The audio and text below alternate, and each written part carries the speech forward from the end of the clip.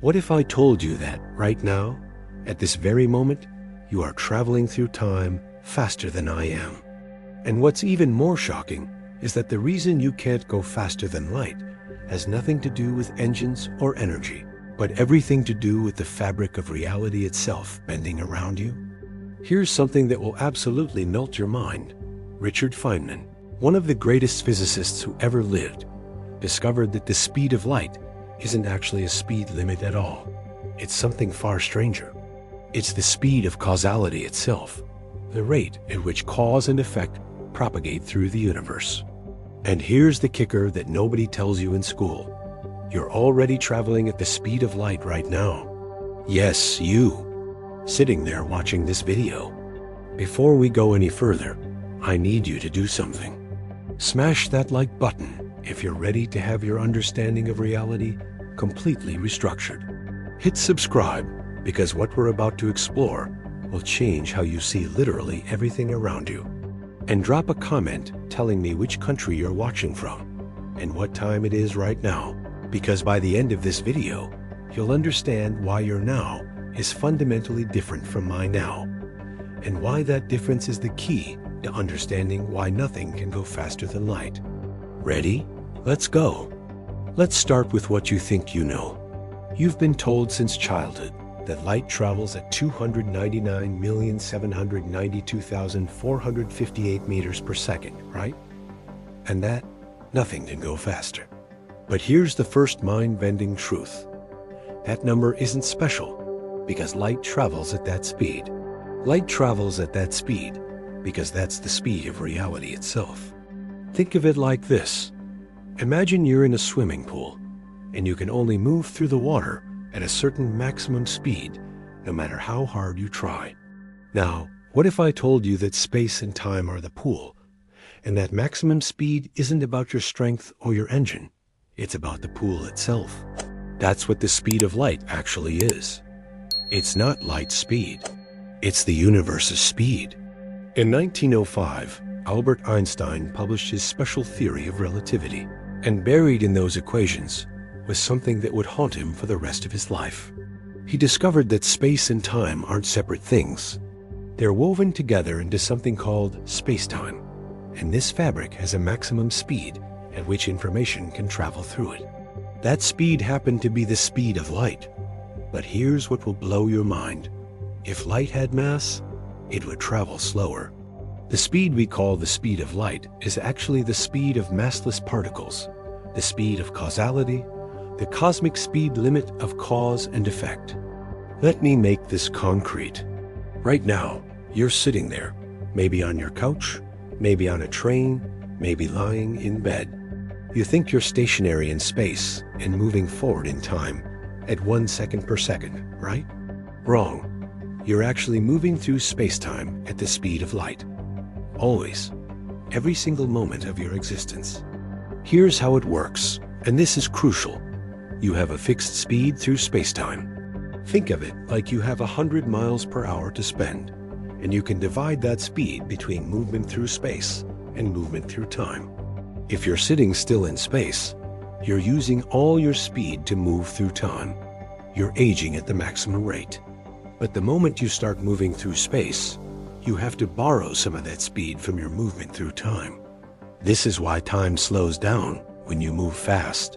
You're literally redirecting your motion through space-time from the time dimension to the space dimension. And here's where it gets absolutely wild. Light itself doesn't experience time at all. Photons, from their perspective, are created and absorbed in the same instant.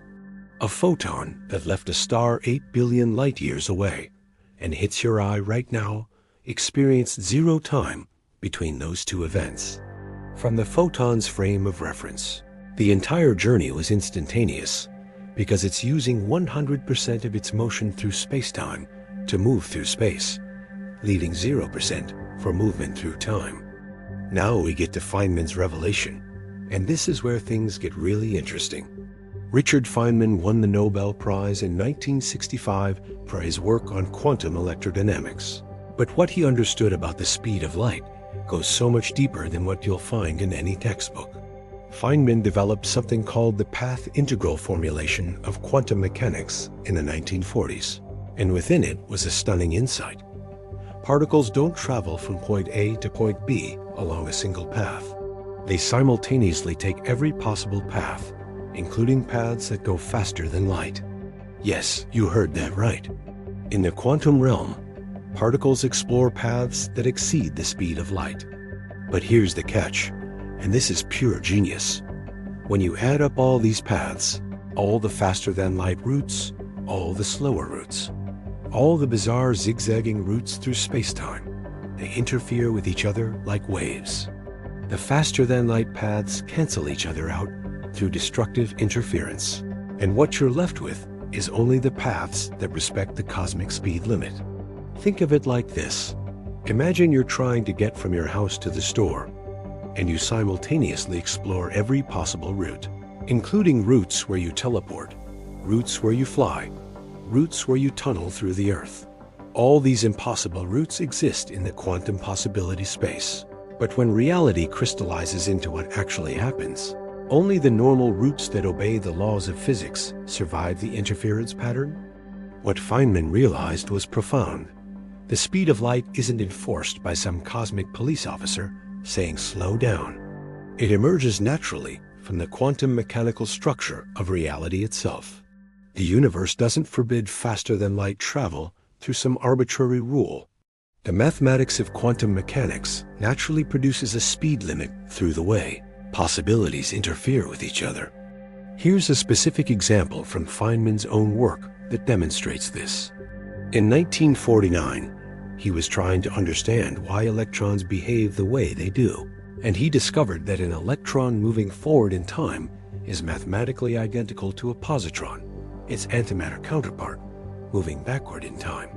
This led him to a wild idea. What if there's only one electron in the entire universe, zigzagging backward and forward through time, and we're seeing all these different time slices of that same electron as different particles? His advisor, John Wheeler, loved this idea, but there was a problem. If this were true, there should be equal amounts of electrons and positrons in the universe, and we don't see that. But the important point isn't whether the idea was right. It's what it revealed about the nature of reality. Time isn't what you think it is. The arrow of time, the flow from past to future that feels so real to you, might be an illusion created by how we observe the universe. Let me tell you about an experiment that proved all of this isn't just mathematical philosophy. It's real, measurable, and it's been verified thousands of times. In 1971, Joseph Haffel and Richard Keating did something brilliant and simple. They took 4 atomic clocks, the most precise timepieces ever created, and they flew them around the world on commercial airliners. 2 clocks flew eastward, 2 flew westward, and they compared them to identical atomic clocks that stayed on the ground. What happened? When they landed and compared the clocks, they found that the flying clocks had aged differently than the ground clocks. The eastward flying clocks lost about 59 nanoseconds compared to the ground clocks, while the westward flying clocks gained about 273 nanoseconds. These aren't measurement errors. These are real differences in how much time passed for objects moving at different speeds and at different altitudes in Earth's gravitational field. Think about what this means. Those clocks experienced less time. They didn't just measure time differently. They literally aged less. If you put a person on that plane instead of a clock, they would have aged less than their twin who stayed on the ground. By a tiny, tiny amount, sure, but the effect is real. And here's what will really bait your brain. GPS satellites have to account for this effect every single day, or your navigation would be off by miles. The satellites orbit Earth at about 14,000 kilometers per hour, and they're higher up in Earth's gravitational field, so time runs faster for them than for you on the ground. Every satellite has to adjust its clock backward by about 7 microseconds per day due to its orbital speed, and forward by about 45 microseconds per day due to being further from Earth's mass. If engineers didn't account for these relativistic effects, GPS would accumulate errors of about 11 kilometers every single day. You use proof of Einstein's theories every time you use your phone's maps, every single time. But here's the deeper question. Why does speed affect time? Why is there this trade-off between motion through space and motion through time? This is where we need to dig into what spacetime actually is. Imagine you're walking on a globe on Earth's surface. If you walk north, you're moving in one direction. If you walk east, you're moving in a different direction. But here's the thing. North and east aren't separate, independent things. They're directions in a unified, two-dimensional surface. You can convert motion in the north direction to motion in the east direction just by turning.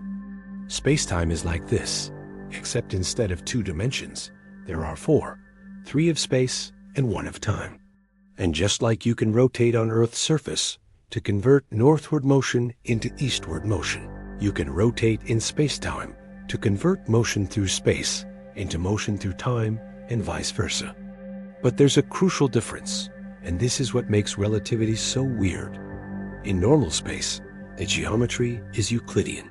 The distance between 2 points is given by the Pythagorean theorem you learned in school. If you go 3 meters east and 4 meters north, you've traveled 5 meters total.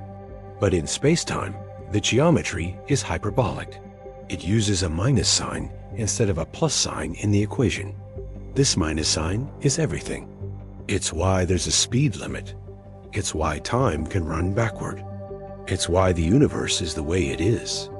Hermann Minkowski, one of Einstein's former teachers, figured this out in 1908. He showed that special relativity is just geometry, but geometry in a four-dimensional spacetime with this weird hyperbolic structure. He famously said, "Henceforth space by itself and time by itself are doomed to fade away into mere shadows, and only a kind of union of the two will preserve an independent reality." Think of it like this. You know how if you rotate a three-dimensional object, it looks different from different angles. A circle viewed from the side looks like a line. A sphere's shadow changes shape as you rotate it. In exactly the same way, space and time are just different views of the same four-dimensional reality. What you call space and what you call time depend on how you're moving on your perspective in space-time. This is why moving clocks run slow. This is why moving objects contract in length. These aren't optical illusions or measurement tricks. They're real geometric effects of viewing four-dimensional space-time from different angles. And here's the mind-melting part. Simultaneity, the idea that two events happen at the same time, is relative. There is no universal now. If you're moving relative to me, events that are simultaneous for you are not simultaneous for me. Your now includes events that are in my future and my past. Let me make this concrete with something called the relativity of simultaneity. Imagine two people, Alice and Bob, floating in space. They synchronize their watches. Then Alice gets in a spaceship and flies away from Bob at, say, 86% the speed of light. According to Bob, their watches are still synchronized. But according to Alice, Bob's watch is now running behind hers. Not because of any mechanical problem, but because of the geometry of spacetime. Alice's now no longer includes Bob's now. Her present moment is tilted into what Bob would call the future. This isn't science fiction. This is verified physics. Okay, so we've established that spacetime has a speed limit. But why can't you just build a bigger engine and go faster? Why can't you accelerate to light speed? Here's where we need to talk about Einstein's most famous equation, E equals mc squared. You've seen it a million times, but do you know what it really means? It means that mass and energy are the same thing. They're convertible. Mass is just frozen energy. But here's the part they don't tell you. It also means that as you go faster, you get heavier. Let me explain. As you accelerate, you're adding kinetic energy to your motion. But energy and mass are equivalent, so that kinetic energy manifests as additional mass. The faster you go, the more energy you have, the more massive you become. And the more massive you become, the more energy you need to accelerate further. This creates a vicious cycle. To go from 90% of light speed to 95% requires a certain amount of energy. To go from 95% to 99% requires much more. To go from 99% to 99.9% requires even more. And to go from 99.999 with any number of nines to 100% would require infinite energy. Think of it like trying to push a shopping cart up a hill that gets steeper the higher you go, and the cart gets heavier with every step. Eventually, the hill becomes vertical, the cart becomes infinitely heavy, and you can't push any further no matter how strong you are.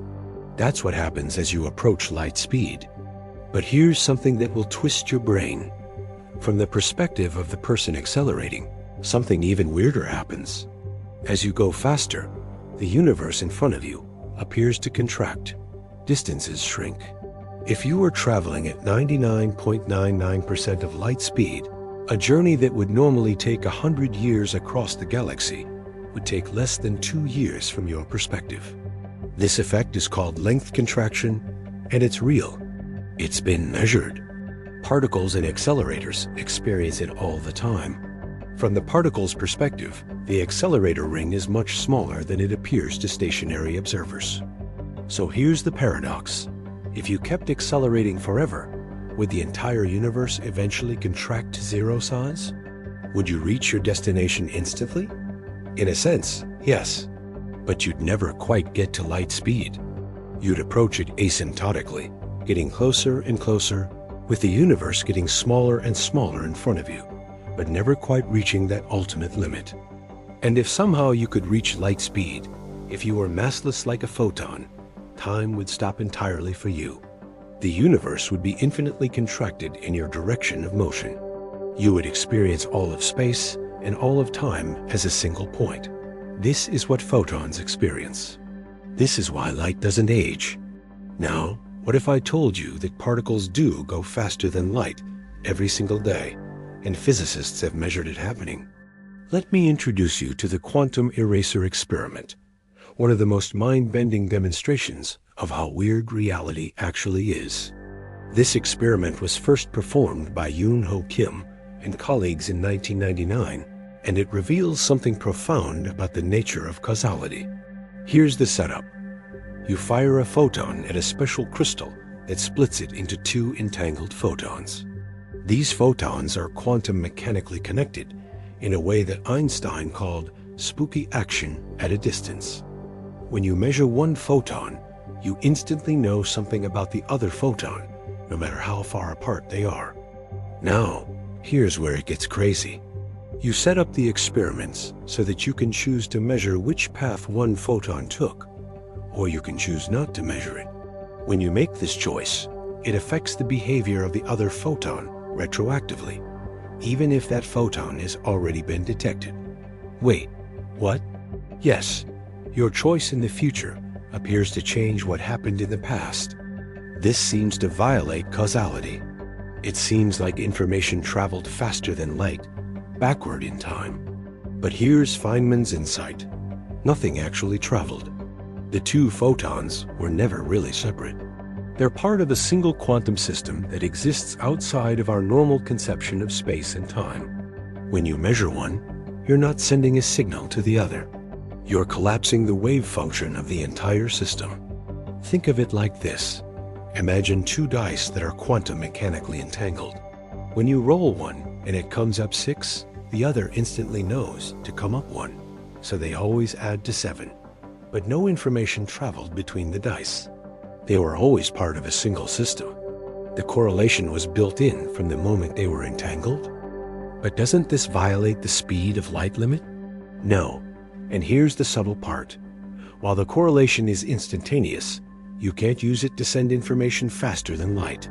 You can't control what result you get when you measure your photon, so you can't encode a message. The person on the other end sees random results until they compare notes with you through normal, slower than light communication. This is the loophole in reality. Quantum entanglement allows correlations to exist faster than light, but causality, the ability to send a signal, to make something happen, is still limited to light speed. Feynman understood this deeply. In his quantum electrodynamics work, he showed that particles can exchange virtual photons that briefly violate energy conservation and even light speed, but these violations are confined to such short timescales that they can't be used to violate causality. The universe has bookkeeping rules that prevent any actual paradoxes. Before we go deeper, let me ask you, are you starting to see how strange reality actually is? If your mind is being blown, hit that subscribe button because we're about to go even deeper. Drop a comment and tell me which part has surprised you the most so far. Okay, so if nothing can go faster than light, what about all those science fiction warp drives? Is faster than light travel completely impossible? Here's where things get really interesting. In 1994, a physicist named Miguel Alcubierre proposed something extraordinary. He found a solution to Einstein's general relativity equations that allows for faster than light travel without violating relativity. How? By expanding space behind a spacecraft and contracting space in front of it, creating a warp bubble that surfs through spacetime. The spacecraft itself never moves faster than light relative to the space immediately around it, but space itself is moving, carrying the ship faster than light relative to distant points. Think of it like this. Imagine you're standing on a moving sidewalk at an airport. You're only walking at 3 miles per hour, but the sidewalk is moving at another 3 miles per hour. So relative to the ground, you're moving at 6 miles per hour. The Alcubierre drive would be like a moving sidewalk made of space itself. The brilliant part is that this doesn't violate relativity because the spacecraft isn't actually moving through space faster than light. Space is moving, and the spacecraft is just going along for the ride. It's like surfing. The surfer doesn't move faster than the wave. The wave carries the surfer. And this is a massive, but there's a problem. To create this warp bubble, you would need exotic matter, matter with negative mass and negative energy density. And we've never found anything like that in nature. It might not even be possible for it to exist. Some physicists think quantum field theory allows for small regions of negative energy density through something called the Casimir effect, where you place two metal plates very close together in a vacuum, and the vacuum energy between them is slightly less than the vacuum energy outside. But to create an Alcubierre warp drive, you'd need negative energy equivalent to the mass of Jupiter. So while it's not forbidden by the laws of physics as we understand them, it's so far beyond our current technology that it might as well be magic. But here's what's profound. The fact that we can even write down equations that allow for this possibility shows how flexible spacetime is. Einstein's equations don't just describe reality. They describe the space of all possible realities. And in that space, there are some truly bizarre possibilities. And this brings us to one of the most mind-melting implications of relativity. If you can go faster than light, you can travel backward in time. Let me show you why. Remember how I said that simultaneity is relative? That what's now for you is different from what's now for someone moving relative to you? This has a shocking consequence. Imagine you have a faster-than-light spaceship. You travel from Earth to a star 4 light years away, arriving instantly from your perspective. But here's the thing. Because of relativity, to an observer on that distant star, you didn't arrive instantly. To them, you arrived before you left. If you then turn around and travel back to Earth faster than light, you could arrive back at Earth before you departed. You could meet your younger self. You could create a paradox. This is why the cosmic speed limit exists. It's not just about speed. It's about protecting causality, the principle that effects must come after causes. If you could violate the speed of light limit, you could violate causality. You could kill your own grandfather. You could prevent your own existence. The universe doesn't allow this. The speed of light is the speed of causality. Kurt Gödel, the famous mathematician, actually found a solution to Einstein's equations in 1949 that allows for closed time-like curves, paths through spacetime that loop back on themselves, allowing time travel. Einstein was disturbed by this. He didn't think the universe should allow such paradoxes. But here's Feynman's perspective on this, and it's beautiful. Maybe the universe does allow time travel, but self-consistency is enforced by quantum mechanics. If you go back in time to kill your grandfather, quantum mechanics ensures that you fail. Not because of some dramatic intervention, but because the timeline where you succeed is inconsistent, and therefore has zero probability of occurring. Think of it like this. Reality is self-consistent by definition. Anything that leads to a paradox simply doesn't happen, not because it's forbidden, but because it's logically impossible. The universe is a self-consistent mathematical structure. This is called the Novikov self-consistency principle, proposed by Igor Dmitrievich Novikov in the 1980s. It suggests that even if time travel is possible, you can only do things in the past that are consistent with the present you came from. You're free to act, but the outcomes are constrained by consistency. Now we need to talk about something that has haunted physicists for decades. What happens to information that falls into a black hole? Black holes are regions of spacetime where gravity is so strong that not even light can escape. Once you cross the event horizon, the point of no return, you can never come back out. But here's the problem. Quantum mechanics says that information can never be destroyed. It can be scrambled, hidden, spread out, but never truly lost. So what happens to the information that falls into a black hole? Stephen Hawking made this problem even worse in 1974 when he discovered that black holes evaporate. They emit radiation, now called Hawking radiation, and slowly lose mass until they eventually disappear completely. When a black hole evaporates, where does the information go? This is the black hole information paradox, and it touches on the deepest question about the nature of reality. Is information fundamental? Is the universe ultimately made of information rather than matter and energy? Hawking initially thought information was destroyed, which would violate quantum mechanics. But in 2004, he changed his mind and conceded that information must be preserved somehow, though he wasn't sure how. The current thinking, based on work by Leonard Susskind and Gerard T. Hooft, is that information is encoded on the surface of the event horizon in what's called the holographic principle. The entire three-dimensional interior of a black hole can be described by information on its two-dimensional surface, like a hologram. Think of it like this. A hologram is a two-dimensional surface that contains all the information needed to reconstruct a three-dimensional image. In the same way, the event horizon of a black hole is a two-dimensional surface that contains all the information about everything that fell into the three-dimensional interior.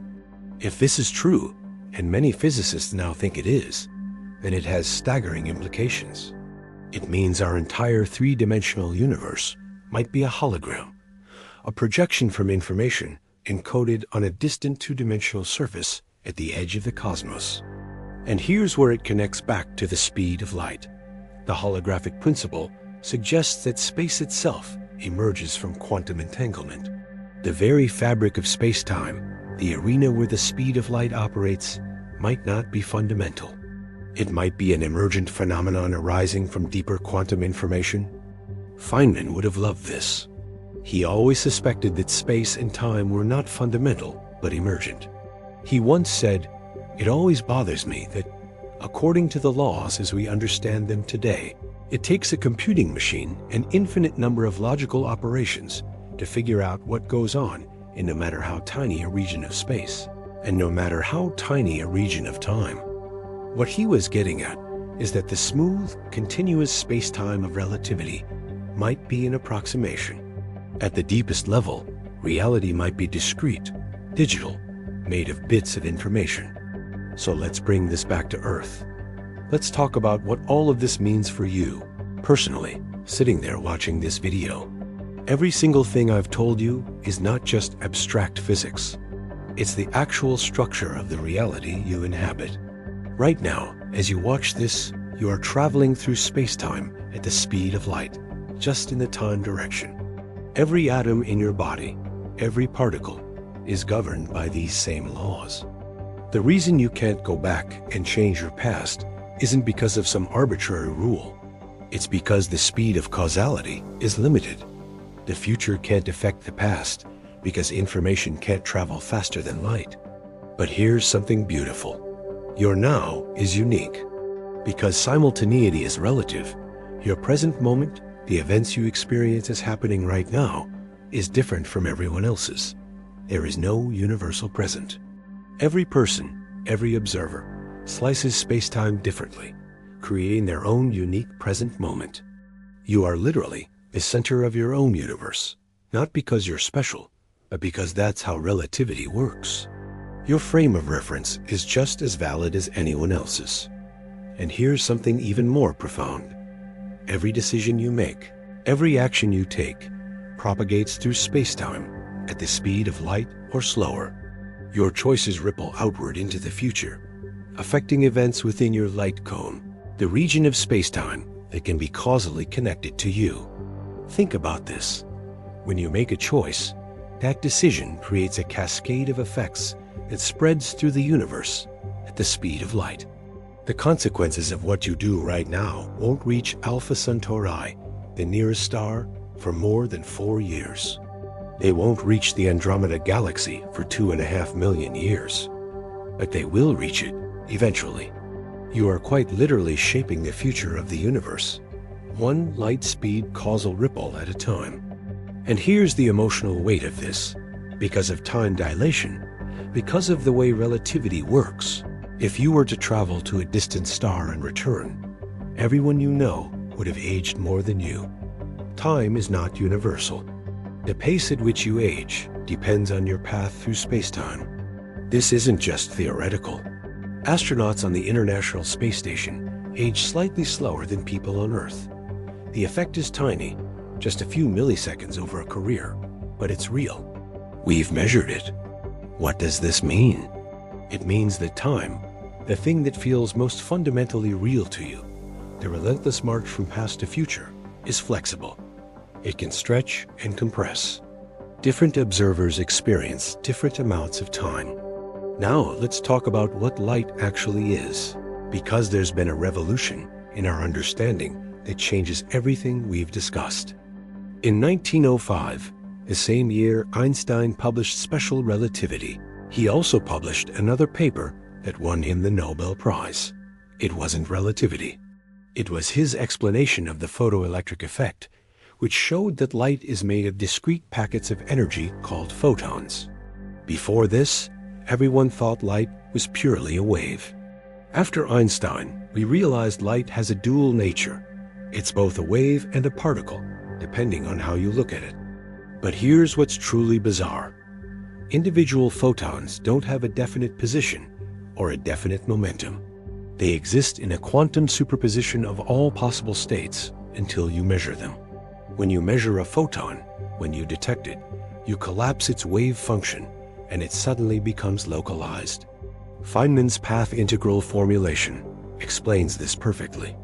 The photon doesn't travel along a single path from the source to the detector. It simultaneously travels along every possible path, and these paths interfere with each other.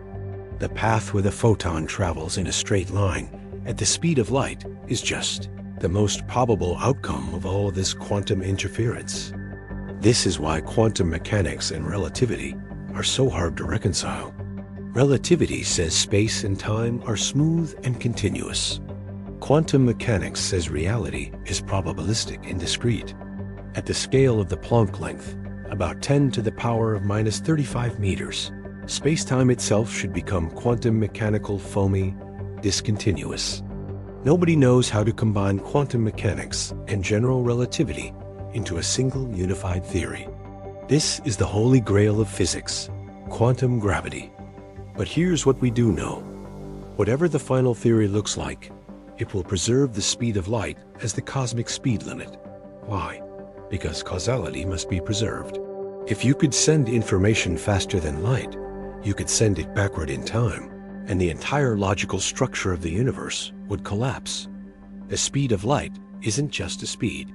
It's the rate at which reality updates itself. It's the clock speed of the universe. Think of it like this. If the universe were a computer simulation, the speed of light would be how fast the processor runs. It's not a limitation of the things inside the simulation. It's a limitation of the simulation itself. And here's the twist. Maybe that's exactly what it is. Some physicists, like Nick Bostrom, have seriously proposed that we might be living in a simulation. If we are, the speed of light would be a computational limitation, the maximum rate at which information can be processed. I'm not saying we are in a simulation, but the fact that we can even seriously discuss this possibility shows how strange our understanding of reality has become. So where does physics go from here? What are the big questions that remain? First, we still don't have a theory of quantum gravity. We don't understand what happens at the Planck scale, where quantum mechanics and general relativity both matter. String theory, loop quantum gravity, causal set theory, these are all attempts to solve this problem, but none of them have been experimentally confirmed. Second, we don't understand dark energy, the mysterious force that's causing the expansion of the universe to accelerate. It makes up about 70% of all the energy in the universe, and we have no idea what it is. Third, we don't understand dark matter, the invisible matter that holds galaxies together. It makes up about 25% of the universe's mass, and we've never detected it directly. So when you add it up, we understand about 5% of the universe. The other 95% is a complete mystery. But here's what gives me hope. Every time we've pushed the boundaries of physics, every time we've discovered something new, it's always been weirder than we expected.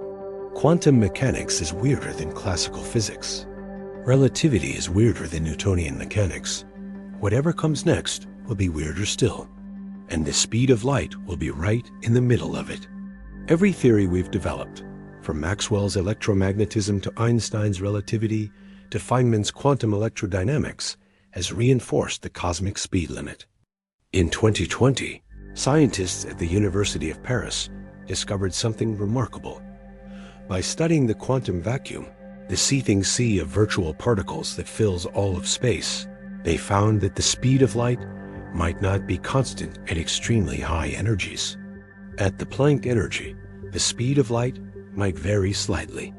If this is true, and it's still highly speculative, it would revolutionize physics. It could provide clues to quantum gravity. It could explain dark energy.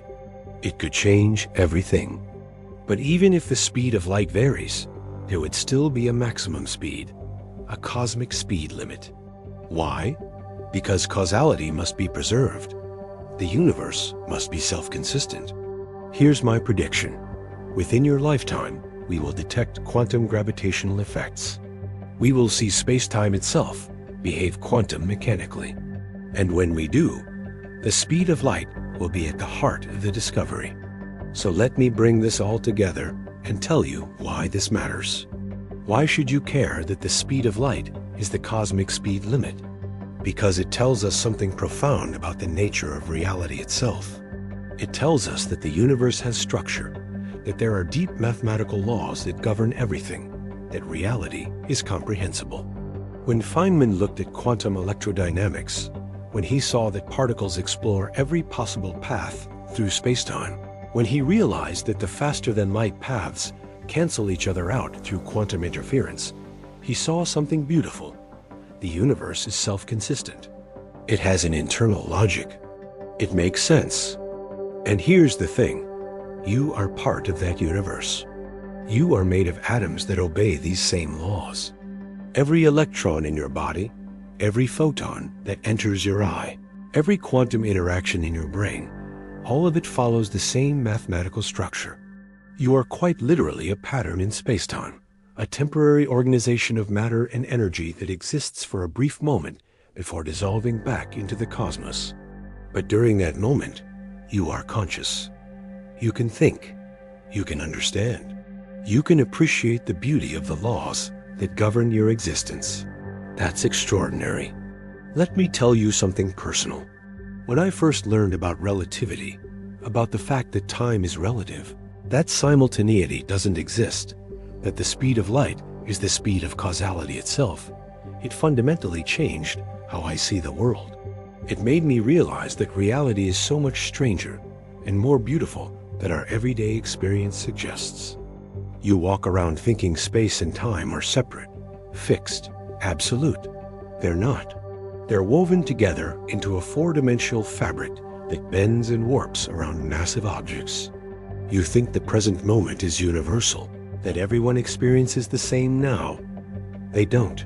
Your now is unique to you. And this is what Feynman understood better than almost anyone. Physics isn't about memorizing equations.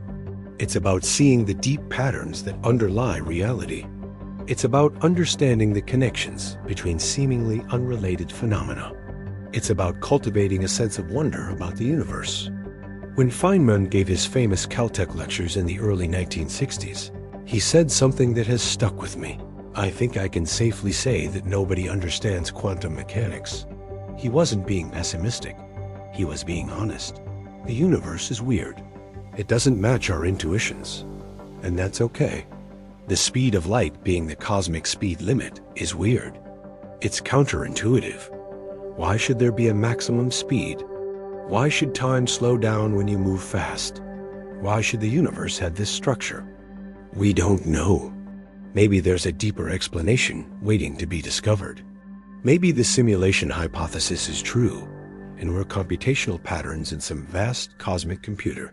Maybe the holographic principle is right, and the three-dimensional universe is a projection from information encoded on a two-dimensional surface. Maybe we're just beginning to scratch the surface of reality. But here's what we do know.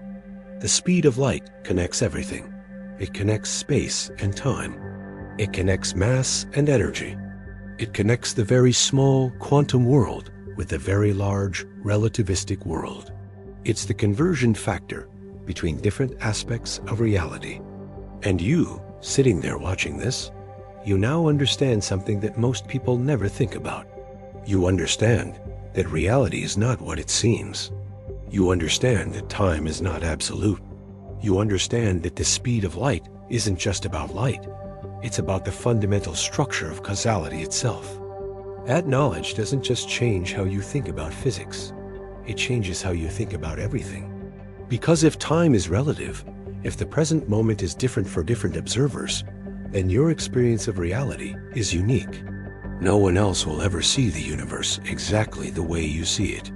Your perspective, your frame of reference, your path through spacetime is yours alone. And here's the beautiful part. Even though you're traveling through spacetime at the speed of light, even though you're aging at your own unique rate, even though your now is different from everyone else's, you can still communicate. You can still share ideas. You can still connect with other conscious beings. How? Through light. Through information propagating at the cosmic speed limit. Every conversation you have, every text message you send, every video you watch, all of it is information traveling at the speed of causality. When you talk to someone, your words are converted to sound waves that propagate through air, or to electromagnetic signals that propagate at light speed, and then they're converted back to meaning in the other person's mind. You are constantly exchanging information with the universe around you, and all of that exchange is limited by the speed of light. So the next time you look up at the stars, remember this. The light entering your eye right now left those stars years, decades, centuries, or even millennia ago. You're not seeing the stars as they are now. You're seeing them as they were. You're looking into the past. And if there's someone on a planet orbiting one of those stars looking back at Earth, they're seeing Earth as it was when that light left. They're seeing dinosaurs, or cave humans, or maybe empty oceans before life emerged. The present moment is not universal. The now is local. And that means that in a very real sense, the past still exists. It's still out there, encoded in light that hasn't reached us yet. The information about what happened on Earth 1 million years ago is currently traveling through space in a sphere expanding at the speed of light. And any civilization inside that sphere can observe Earth as it was 1,000,000 years ago. This is why the speed of light matters. It's not just a number. It's the structure of reality itself. And Feynman knew this. When he developed quantum electrodynamics, when he showed that the electromagnetic force is mediated by virtual photons that pop in and out of existence, he was revealing the deep mechanism by which the universe operates. Photons are the carriers of the electromagnetic force, and they travel at the speed of light because they have no mass. If photons had mass, even a tiny amount, the speed of light would be different. The cosmic speed limit would be higher. Time dilation would work differently. The universe would have a completely different structure. The fact that photons are massless is not a coincidence. It's a fundamental feature of reality. And it's connected to gauge symmetry, a deep mathematical principle that underlies all of physics. Here's the mind-bending part. The laws of physics could have been different. There's no fundamental reason why the speed of light has to be exactly 299,792,458 meters per second. It could have been faster or slower, but whatever it was, it would be the cosmic speed limit in that universe. In our universe, this is the speed. And everything, every single thing about our existence is shaped by this fact. The atoms in your body are held together by electromagnetic forces mediated by photons. The light that lets you see is made of photons. The warmth you feel from the sun is carried by photons. The information in this video is reaching you through photons.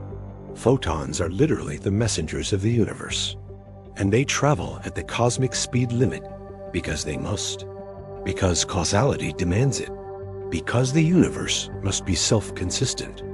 So when you think about the speed of light, don't think of it as a limitation. Think of it as the framework within which everything exists. It's not a wall preventing you from going faster. It's the canvas on which reality is painted. Feynman understood this deeply. He saw that the speed of light wasn't just a physical constant. It was a window into the deepest structure of reality. And through his work on quantum electrodynamics, he showed us that at the quantum level, particles don't just follow the laws of physics. They explore all possible paths and interfere with each other to create the reality we observe. The speed of light emerges from this interference. It's not imposed from outside. It's built into the mathematical structure of quantum mechanics and relativity. And that's beautiful, because it means the universe is not arbitrary. It's not random. It has order. It has structure. It has meaning. You are part of that order. You are part of that structure. You are matter that has become conscious of itself, energy that has organized itself into patterns complex enough to think and feel and wonder. And right now, in this moment, you are traveling through space-time at the speed of light, experiencing your own unique slice of reality, making choices that will propagate into the future at the cosmic speed limit, shaping events that haven't happened yet, but will happen because you existed. That's not just physics. That's philosophy. That's meaning. That's purpose. You matter because you can influence the future. You matter because your choices create causal ripples that spread through space-time.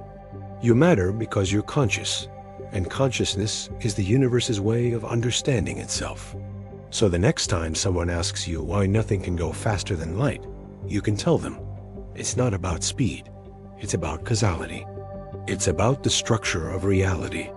It's about the fact that effects must follow causes, that information can't travel backward in time, that the universe must be self-consistent.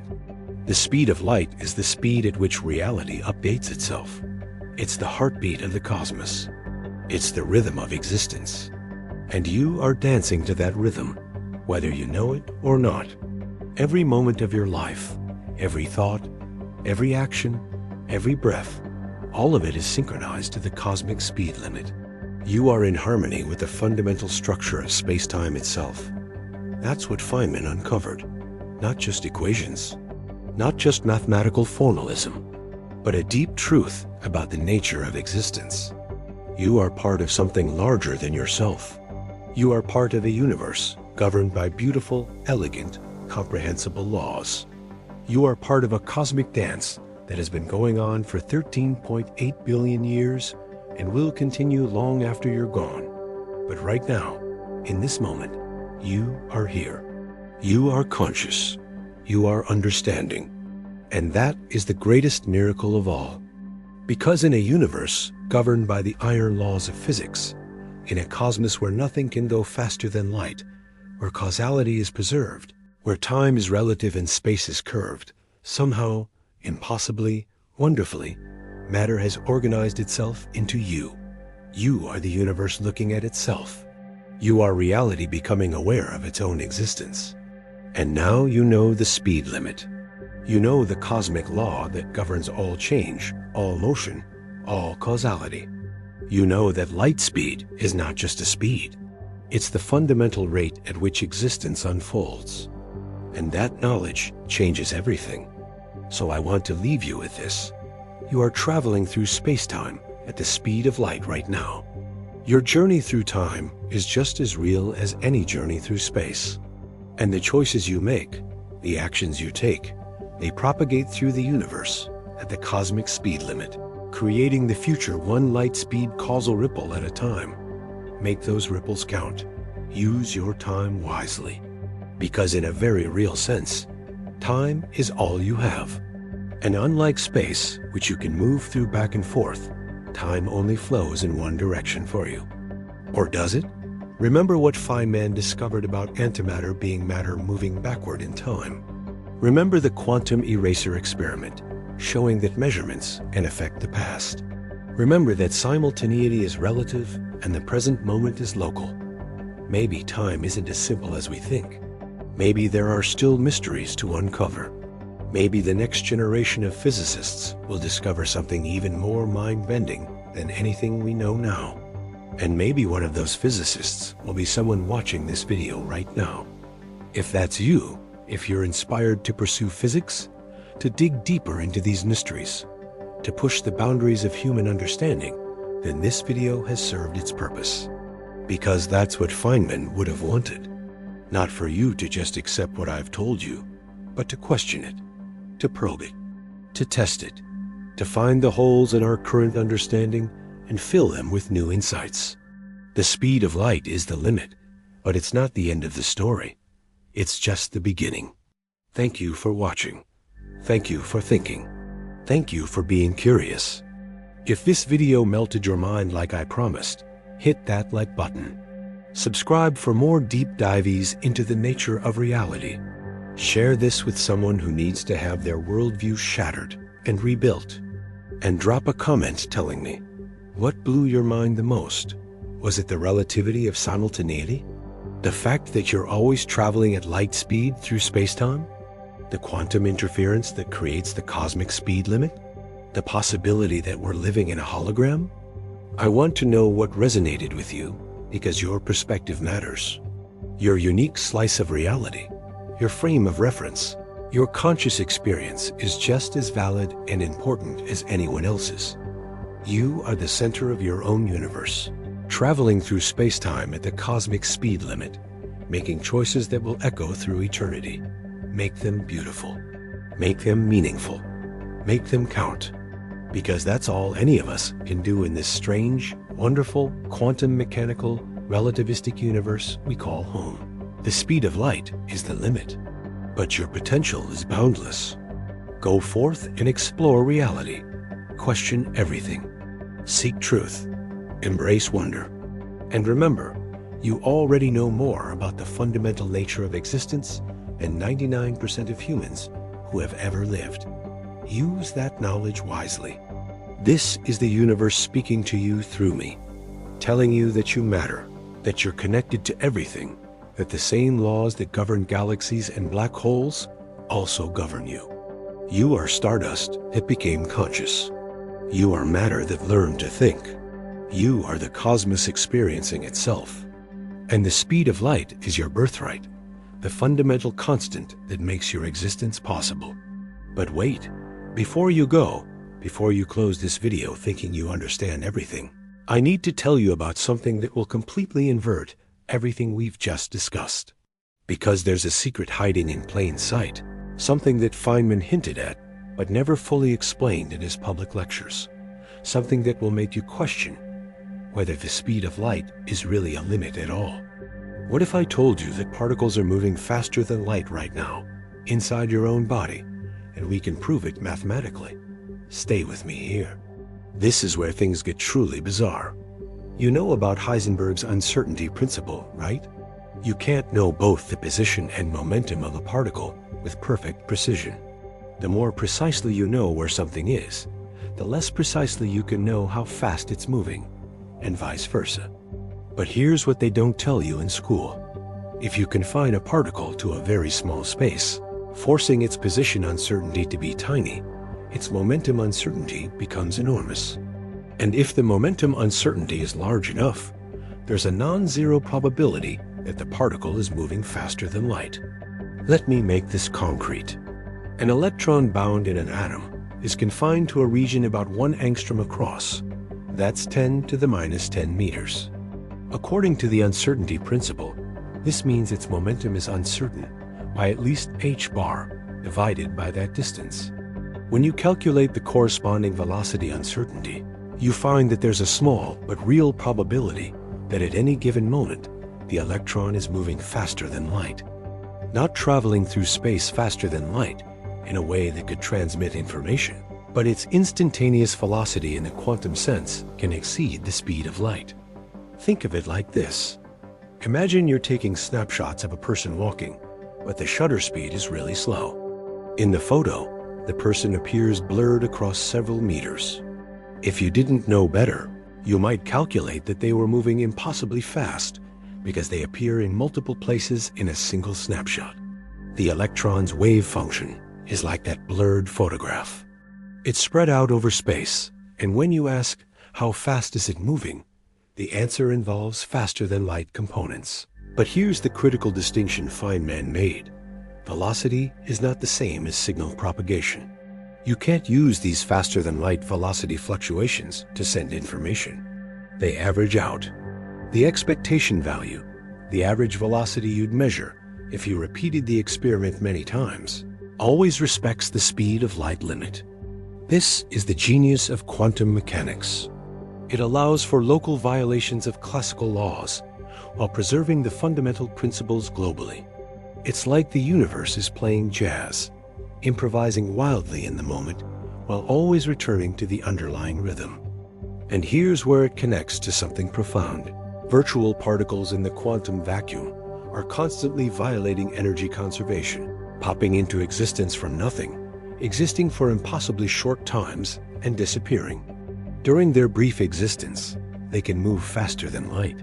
The vacuum itself, the empty space between particles, is seething with this faster-than-light quantum activity. Feynman's equations describe this perfectly. In his path integral formulation, particles explore paths that go faster than light, paths that go backward in time, paths that loop and twist through spacetime in impossible ways. All of these paths contribute to the final probability amplitude. But when you add them all up, when you integrate over all possible paths, the faster-than-light contributions cancel out through destructive interference, and what remains is the classical slower-than-light behavior we observe. It's like the universe is constantly trying every possible way to violate its own laws. But the mathematics of quantum mechanics ensures that only the law-abiding possibilities survive when we make a measurement. Now here's something that will really cook your brain. In 2011, a team at CERN announced they had measured neutrinos traveling faster than light. The physics community went into an uproar. If true, it would overturn a century of relativity. For months, physicists around the world tried to figure out what was happening. Had we discovered a new particle that could exceed the cosmic speed limit? Was relativity wrong? Were there extra dimensions that neutrinos could take shortcuts through? Then they found it, a loose fiber optic cable. The timing system had a 60 nanosecond error. When they fixed it and repeated the experiment, the neutrinos were traveling at exactly light speed, just as they should. But here's what's interesting. During those months of uncertainty, physicists seriously considered what it would mean if the result was real. And you know what they concluded? Even if neutrinos could go faster than light, it wouldn't necessarily break relativity. It would just mean that the light speed we measure isn't actually the cosmic speed limit. There would be some other, higher speed that plays that role. The cosmic speed limit would still exist. It would just have a different value than we thought. This tells you something profound. The speed limit itself is more fundamental than the speed of light. The speed of light just happens to be the speed limit in our universe because photons happen to be massless. But the existence of a cosmic speed limit is required by causality, by the logical consistency of the universe. Even in hypothetical universes with different physics, there must be some maximum speed at which causality propagates. Otherwise, you could have effect preceding cause, and the entire logical structure would collapse. Let me tell you about another mind-bending experiment that pushes the boundaries of what we thought possible. In 2015, scientists at the University of Geneva demonstrated quantum entanglement between particles separated by 18 kilometers. And they showed that if any information was traveling between the particles, it would have to be going at least 10,000 times the speed of light. But, and this is crucial, no information actually travels. The correlation is instantaneous, but you can't control it. You can't use it to send a message. The cosmic speed limit is preserved. This is what Einstein called spooky action at a distance, and it bothered him until his death.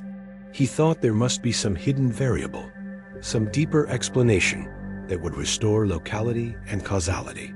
But in 1964, John Stuart Bell proved mathematically that no local hidden variable theory can reproduce the predictions of quantum mechanics. Either you accept that the correlations are truly instantaneous, or you give up on quantum mechanics. Experiments have confirmed quantum mechanics every single time. The correlations are real. They are instantaneous. And yet, somehow, the cosmic speed limit is never violated? How is this possible? How can something happen instantaneously without violating the speed of light? The answer is that the two entangled particles were never really separate. They're part of a single quantum system that exists in Hilbert space, the abstract mathematical space where quantum mechanics operates, not in normal three-dimensional space. When you measure one particle, you're not sending a signal to the other particle. You're collapsing the wave function of the entire system. It's like having a coin that's both heads and tails simultaneously until you look at it. When you observe heads, the other side must be tails instantly, not because information traveled across the coin, but because that's what it means for it to be a single object. Entangled particles are like that, except they can be separated by arbitrary distances in space, while remaining a single entity in quantum state space. This is what Feynman understood deeply. Space isn't fundamental. The three-dimensional arena we seem to live in might be an emergent phenomenon arising from quantum entanglement and information. And if space is emergent, if it's not fundamental, then the speed of light isn't really about space at all. It's about information. It's about causality. It's about the rate at which quantum information can be processed. Think about your smartphone. It has a processor with a certain clock speed, right? That clock speed determines how fast it can compute things. You can't make a program run faster than the hardware allows, no matter how clever your code is. What if the universe is the same? What if there's a maximum rate at which reality can update, a cosmic clock speed, and the speed of light is a manifestation of that fundamental computational limit? This isn't wild speculation. This is serious physics being explored by researchers like Seth Lloyd at MIT, who has calculated that if the universe is a quantum computer, the speed of light is exactly what you'd expect from the maximum rate at which quantum gates can operate.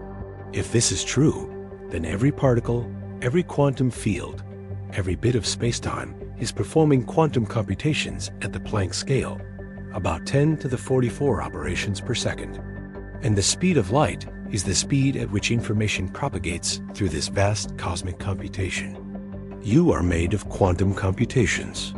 Your thoughts, your memories, your consciousness, everything about you is patterns of information being processed at the fundamental level. And the cosmic speed limit is the clock speed of that processor. Now, let me tell you about something called the tachyonic antitelephone, a thought experiment that shows why faster-than-light particles, called tachyons, would allow you to send messages to your own past. Imagine you have a tachyon transmitter. You send a signal to a distant star faster than light. Someone on that star receives it and immediately sends a tachyon signal back to Earth. Because of relativity, because of the way time dilation and simultaneity work, that return signal could arrive at Earth before you sent the original message. You receive your own message before you send it. You can use it to prevent yourself from sending it in the first place. Paradox. This is called the tachyonic antitelephone, proposed by physicists Gregory Benford, David Book, and William Newcomb in 1970. It's a rigorous proof that faster-than-light communication, even if physically possible, would violate causality. So the universe has a choice. Allow faster-than-light travel and permit time travel paradoxes, or enforce the cosmic speed limit and preserve causality. The universe chose causality, and that's why nothing can go faster than light. But here's the final twist, the thing that will leave you lying awake tonight. What if the universe allows both? What if there are closed time-like curves, loops in space-time, where you can travel to your own past, but quantum mechanics ensures self-consistency? What if you can go back in time, but you can't change anything because the timeline where you succeed in changing the past is quantum mechanically forbidden? This is the Navikov self-consistency principle I mentioned earlier, but let me go deeper. Imagine you go back in time to prevent your own birth. Quantum mechanics doesn't stop you from trying. It doesn't put up a force field. It just ensures that you fail in some mundane, almost comedic way. Maybe you slip on a banana peel at the crucial moment. Maybe your time machine breaks down. Maybe you change your mind. The specific mechanism doesn't matter. What matters is that reality is self-consistent, and the probability of any inconsistent timeline is exactly zero. This isn't magic. It's mathematics. Just like the sum of all faster-than-light paths in Feynman's path integral formulation equals 0 through destructive interference, the sum of all paradoxical timelines equals 0 through the same mechanism. The universe is self-consistent because inconsistency is mathematically impossible. And this brings us full circle back to where we started. The speed of light isn't just a speed limit. It's a manifestation of the self-consistency of reality. It's the rate at which the universe resolves quantum possibilities into definite outcomes. It's the speed of causality itself. Every photon that enters your eye, every neutrino passing through your body, every quantum interaction in your brain, they're all moving at or below this cosmic speed limit, because that's what it means for reality to be real. You exist in a self-consistent universe. The past that led to you is fixed. The future you'll create is constrained by causality. And the present moment, your unique slice of space-time, is where you have agency, where you can make choices that will propagate into the future at the cosmic speed limit. That's not a limitation, that's liberation, because it means your choices matter. They have consequences. They shape reality. So yes, the speed of light is the limit. But within that limit, within the framework of causality, you have infinite creative possibility. You can't change the past, but you can create the future. You can't go faster than light, but you can explore the entire universe given enough time. You can't violate the laws of physics, but you can use them to build technologies that would seem like magic to your ancestors. And most importantly, you can understand, you can know, you can grasp the deep mathematical structure that underlies all of existence. That's what Feynman spent his life doing. Not just calculating, not just solving equations, but understanding, seeing the connections, appreciating the beauty. He once said, "Physics is like sex. Sure, it may give some practical results, but that's not why we do it. We do it for the joy of understanding, for the thrill of seeing how reality works, for the profound satisfaction of knowing that the universe makes sense.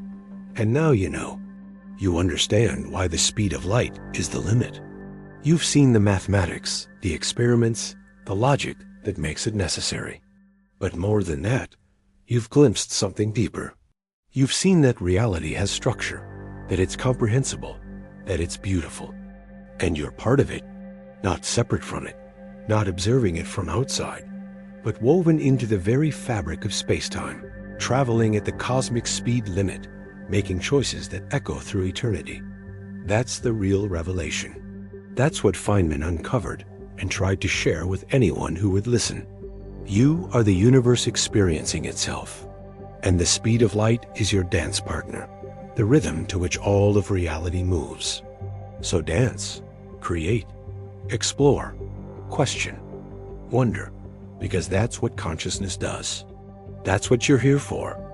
And the cosmic speed limit, it's not holding you back. It's the framework that makes your existence possible. Embrace it, celebrate it, use it. Make your mark on space-time, one light speed causal ripple at a time. The universe is waiting to see what you'll do next. And I, for one, can't wait to see where humanity goes from here. What we'll discover, what boundaries we'll push, what new understanding we'll achieve. Because if there's one thing Feynman taught us, it's that reality is always stranger, more beautiful, and more surprising than we imagine. The speed of light is the limit, but our understanding, that has no limit at all. Keep exploring, keep questioning, keep learning. The adventure is just beginning.